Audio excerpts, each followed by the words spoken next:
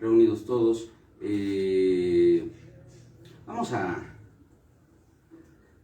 Vamos a tomar este día para platicar acerca de un hecho que tiene un montón de doctrina. La mera verdad es que me daba un poquito de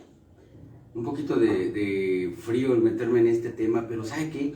Ha habido un montón de preguntas al respecto, incluso dentro del marco de la iglesia, observaciones que me hacen pensar que es un tema que, además de que resulta interesante, que despierta el interés, necesita ser aclarado porque, mis hermanos amados que están en la iglesia de Mérida ya han aprendido esto al respecto de lo que vamos a hablar, porque ha sido tema de nuestras dominicales en las últimas semanas, en los últimos meses.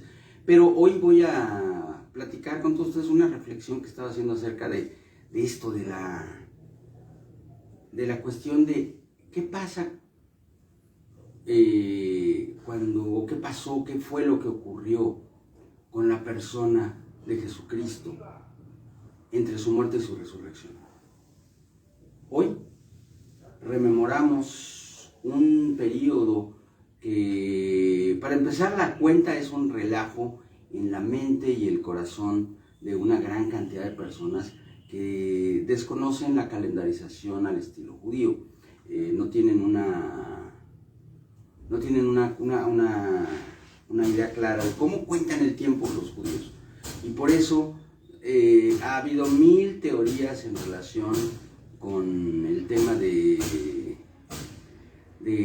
tercer día, como el tercer día, como se murió en viernes a punto de comenzar Shabbat, es que resucitó el domingo y no son 3 días. Bueno, le voy a dar un resumen ejecutivo rápido y si quiere luego lo platicamos con calma.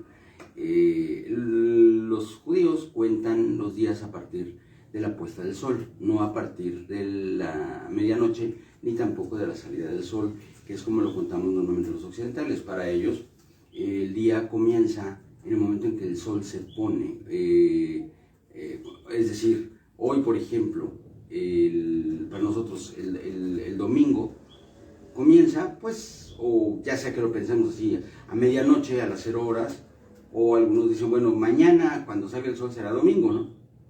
Pero para los judíos el sábado termina hoy a la puesta del sol. Después de que el sol se pone ya es domingo para un judío.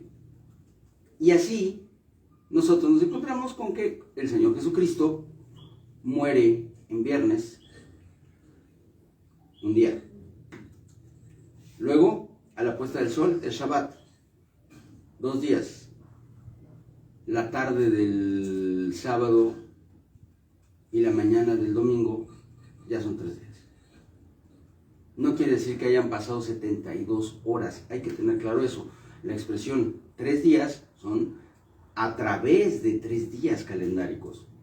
Pero no quiere decir que se haya aventado las 24 horas de los 3 días, porque del primer día fueron unas cuantas horas en lo que entre su muerte y la puesta del sol deben haber pasado unas 4 horas aproximadamente, entre 3 y 4 horas, pero del día viernes. Luego se avienta todo el sábado y toda la noche, que ya es domingo también, y la resurrección tuvo lugar, al parecer, en los primeros horas del amanecer. Del domingo. Entonces, viernes, sábado y domingo. Ya, no se complique, así son las cosas, está muy simple, no tiene mayor complicación. Pasando a otra cosa. ¿Qué pasó con el Señor Jesucristo cuando murió en la cruz? Vamos a tomar un texto como base para nuestra reflexión, si es que prende mi tableta. Creo que no. No prende, no le hace. Lo bueno es que lo conocemos de memoria este texto. Estamos hablando de un hombre crucificado al lado del Señor Jesús. Un hombre que voltea y le dice, Señor, acuérdate de mí cuando vengas en tu reino. Yo quiero que usted se dé cuenta de la profunda revelación, la impactante revelación de las palabras del ladrón. Aquí está la cita, es Lucas 23:42. Lucas 23:42. Es una revelación impactante, tremenda. Porque ya habíamos hablado nosotros acerca de que uno de los problemas o de las confusiones más profundas que había y sigue habiendo, esa es la realidad, en el corazón del pueblo judío, es el hecho de que la palabra de Dios nos profetiza a un Mesías que viene ciertamente como cordero, pero también como león de la tribu de Judá, como aquel que va a liberar al pueblo, aquel que va a romper las cadenas de Israel y que va a llevarlo a la victoria. Obviamente, al ver a Jesús morir en la cruz, en la mente de muchos, incluyendo a sus discípulos, sí, hubo la desesperanza y decir, es que no era. Seguimos esclavos, seguimos dominados, seguimos bajo el yugo y Él ya se murió. Y ese pensamiento fue un pensamiento que predominó dentro del contexto de los cristianos y dentro del contexto de las personas que oyeron el mensaje de Jesús. Y por eso fue tan grande el rechazo y el apartamiento de mucha gente cuando el Señor Jesucristo murió. Pero hubo un hombre al que le fue dada una revelación impactante, una revelación profunda, el primero que la declara de una forma directa. El Señor Jesucristo profetizó al respecto, pero nadie lo entendía. Pero este hombre, yo no sé, ese ladrón que estaba crucificado al lado de Jesús, si a escondidas robaba y luego se iba corriendo a oír a Jesús, o si era un erudito de las Escrituras que se corrompió, yo no tengo idea. La verdad de las cosas es que lo único que sé es que las palabras que él dijo en la cruz fueron palabras que establecían precisamente una impresionante revelación que nadie más había entendido en ese momento, que es el hecho de que ese Jesús que moría en la cruz sí era el Mesías y que había una forma de que se cumpliera completa la profecía del Antiguo Testamento. Él tenía que volver. ¿Qué le dijo? Jesús, acuérdate de mí cuando vengas en tu reino. ¡Wow! Ese tipo al borde de la muerte sabía que el Señor Jesucristo iba a volver. Amén. Él discernió lo que muchas personas no entendieron. Cristo volvía. Cristo volvía. En ese momento él discernió que la muerte de Jesús en la cruz era un accidente del terreno nada más. Que no iba a hacer más que determinar ciertos aspectos, pero que iba a seguir la obra mesiánica sin interrupción. Y le dice, Jesús, acuérdate de mí cuando vengas en tu reino. Ese hombre profetizó la segunda venida de una forma tremenda, brutal. Así que vaya viendo las maravillas que nos encontramos en el camino. Ahora, vamos un poco más adelante. El Señor Jesús en el siguiente verso le dice, fíjese bien, aquí es en donde empiezan las cosas así que se ponen bien interesantes. Porque le dice, de cierto te digo, la expresión de cierto es una expresión traída del griego al español, que quiere decir te lo aseguro, te lo firmo. Le dice, de cierto te digo que hoy estarás conmigo en el paraíso. Hoy. Fíjese bien lo que le estoy diciendo. Estamos hablando de una afirmación divina hecha por la divina persona de Jesús. Palabra de Dios. Así que no vamos a ponerle en duda ni vamos a pensar que era figurado. Se lo dijo literal, te lo aseguro, hoy estarás conmigo en el paraíso. ¿Ok? Quédate con eso. Vamos a ver qué pasó con Jesús. Jesús muere en la cruz. Y luego, más adelante nos encontramos en la Escritura. No nos vamos a meter a atravesar todos los textos. Eso es tema de un sermón o de una dominical, o vaya usted a saber de qué. Pero ahorita no tenemos, esto es una breve reflexión. Pero sí usted conoce el texto en el que el Señor, el apóstol declara que el Señor Jesús bajó a las profundidades para llevarse a la cautividad de Sión. ¿A qué se refiere con la cautividad de Sión? Vamos a la profecía. La cautividad de Sión son aquellos que mueren en la esperanza del Mesías. El profeta dijo, cuando el Señor hiciere volver la cautividad de Sión, ahí en el libro de Crónicas. La cautividad de Sión son los que murieron en la esperanza de la venida del Mesías. Aquellos que murieron teniendo su corazón dispuesto a recibir al Señor cuando viniera en su reino, cumpliendo las palabras proféticas. Y esos hombres y mujeres que murieron en la esperanza de la venida del Mesías, recibieron a Jesús durante ese lapso. La misión de Jesús durante ese periodo. Heréticamente, algunas sectas afirman que Jesús bajó al infierno, al desconocer que el Seol, o el lugar de los muertos, estaba dividido, y eso lo entendemos y lo vemos a lo largo de la Escritura, en dos partes. Está dividido en lo que era llamado o denominado el seno de Abraham, que es el lugar de reposo para aquellos que esperaban la venida del Mesías y que no lo vieron con sus propios ojos. Y otra parte que era el sitio el infierno, o el Gehenna, o el lugar de sufrimiento al que van los que murieron impíos. El seno de Abraham en ese momento quedó vacío. Ese lugar que no tiene mayor descripción en la Biblia, y aprenda usted esto, lo más sano cuando la Biblia no dice algo es decir, la Biblia no lo dice, no nos imaginemos cosas. El seno de Abraham, el lugar donde reposaban los muertos que murieron en la esperanza del Mesías, está vacío. ¿Por qué? Porque ellos, los cautivos de Sión, fueron liberados para irse con Cristo. ¿A dónde?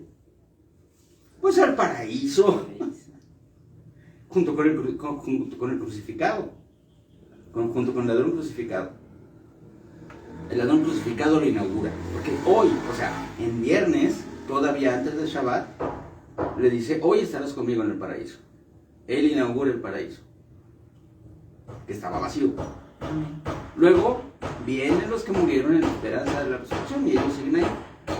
¿Y el paraíso qué es? Bueno, el paraíso es un lugar de paz, de gozo, de presencia de Jesucristo. ¿Por qué? Porque se lo dijo al ladrón, hoy estarás conmigo en el paraíso. Entonces, el paraíso es un lugar en donde se encuentra la presencia de Cristo Jesús. ¿Por qué Él lo dijo? Si usted no le cree a Jesús, entonces no sé en qué cree. Yo sí le creo.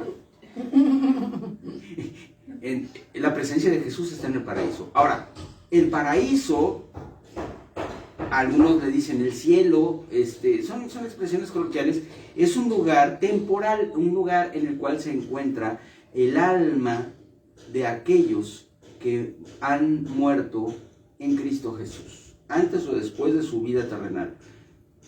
Y ahí es a donde vamos los que morimos, cuando morimos, salvos, cuando morimos habiendo sido comprados y lavados con la sangre del Cordero. El lugar de sufrimiento, el infierno, el lugar al que fueron aquellos que murieron antes de la venida de Cristo, sigue ocupado y se sigue llenando, lamentable, tristemente, por aquellos que mueren sin esperanza de un Salvador. Pero ambos lugares son temporales. ¿Por qué temporales? Porque la palabra de Dios nos muestra que a su tiempo, no, a nosotros nos va a pasar lo mismo que pasó con Jesús. Porque ¿qué pasó con Jesús? Él muere, desciende a las profundidades, va al seno de Abraham. Yo no le estoy diciendo que sea literalmente en el centro de la tierra o algo así, es una expresión, y nos vamos a esperar a que el Señor nos la aclare antes de andar adivinando, ¿ok? Y se lleva cautiva a la cautividad de Sion, al paraíso. Pero después ocurre un evento muy interesante. El Señor Jesús es resucitado en la carne. En un momento dado del día domingo, que comenzó, ya se lo expliqué a usted, para los judíos comenzó en lo que para nosotros sería el sábado en la noche.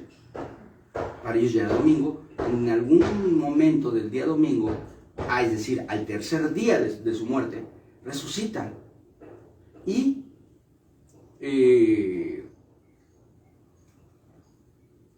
es encontrado, es visto por las tres Marías. Llegan y lo ven resucitar. Imagínense nada más, qué impresión tan grande. Pero Él les dice no me toques, porque todavía no he sido glorificado.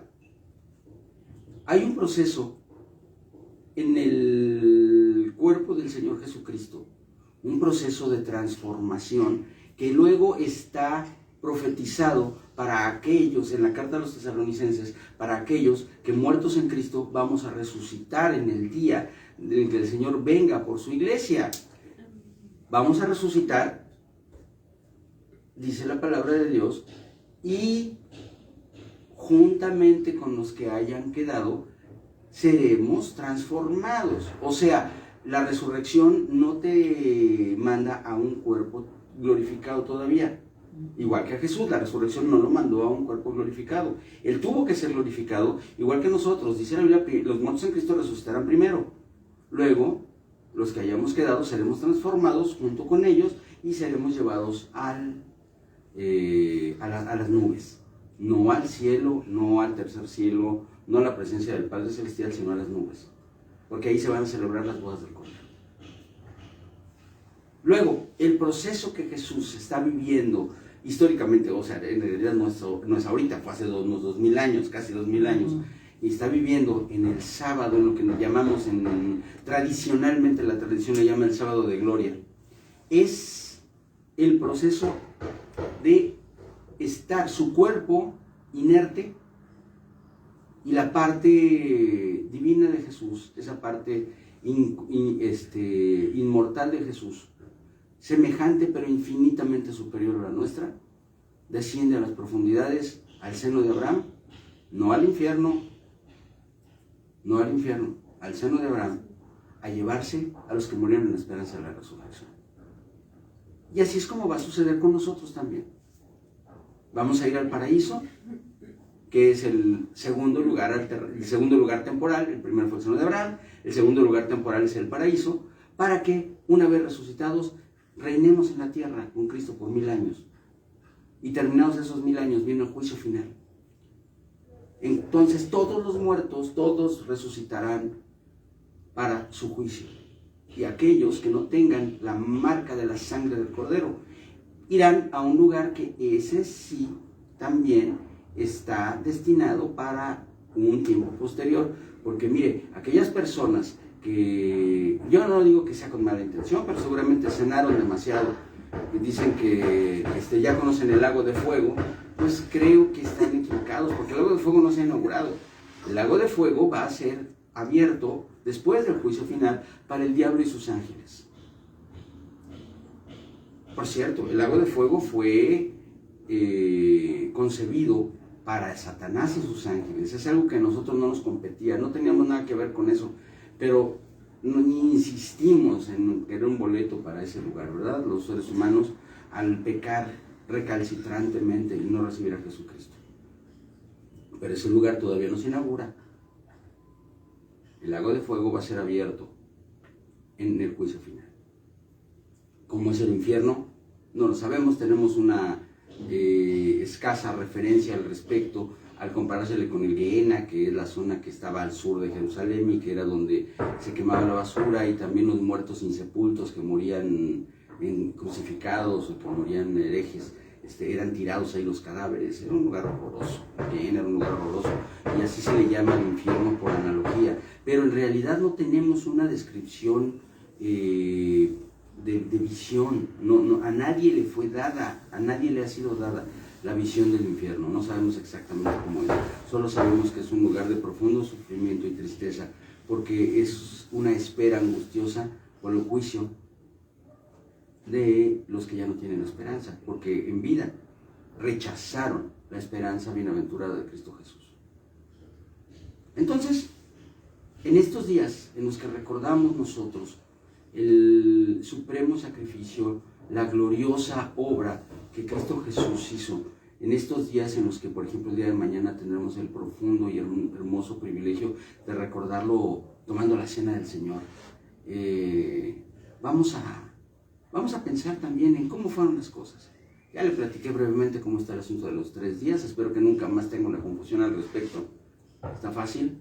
Y también sabemos ahora que el Señor Jesucristo, en un día como hoy, así como dicen en el radio, en un día como hoy, pero de hace casi 2000 años, descendió al seno de Abraham para todos aquellos judíos y prosélitos que murieron esperando al Mesías, fueran llevados al paraíso, en donde ya les estaba esperando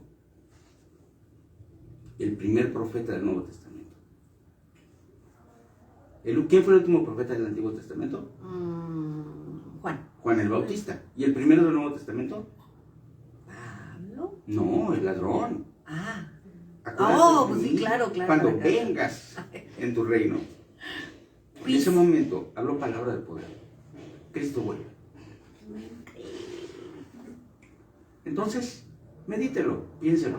Es día de meditar, es tiempo de... Es una semana en la que conviene que lo recordemos. ¿Sabes sobre todo por qué? No porque sea más importante esta semana que otras, sino porque mucha gente tiene la mente puesta un poquito, aunque sea un poquito, en las cosas que tienen que ver con Jesús, y es un buen momento para hablarles. Hágale esa pregunta. Oye, ¿sabes qué pasó con Jesús cuando murió? Despierta su curiosidad y llévalo a los pies de Cristo.